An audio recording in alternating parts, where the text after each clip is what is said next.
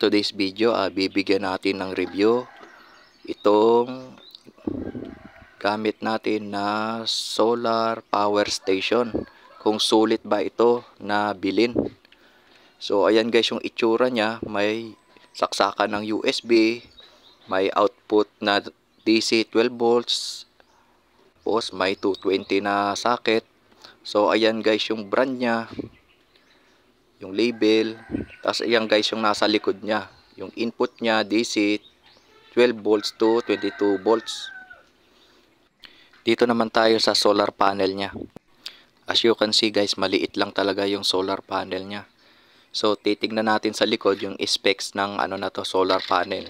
Solar module type niya is 10 watts, output niya is 10 watts din. Maximum power voltage niya is 18 volts.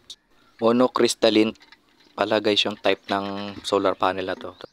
Temporary guys, nakasabit lang muna siya sa gilid, kung saan naaarawan siya para makapag-charge siya. Yung nakikita nyo pala guys na wire, yan yung connection niya papunta doon sa power station. Ito pala guys yung pangsaksak papunta doon sa power station from solar panel. So ayan, isaksak na natin. So ganyan lang guys yung yung pag-connect niya sa power station. So i-on natin yung yung mga switch na to kung gumagana ba. So ayan guys, charging siya 48%.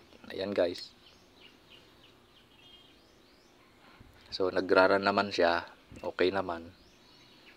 Tapos open natin yung output niya na 220. So makita nyo guys sa baba, naka-power naman siya.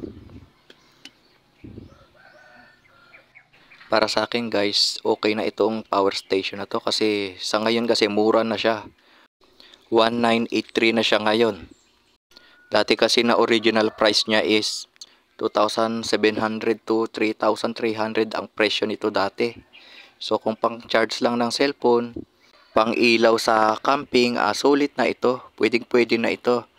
Itong unit pala na ginagamit ko ay sobra 1 year na ito. So makita mo na matibay din talaga. Salamat sa inyong panonood. Sana nagustuhan nyo ang video na ito. Paki-like, share, subscribe na lang ang ating YouTube channel. Thank you.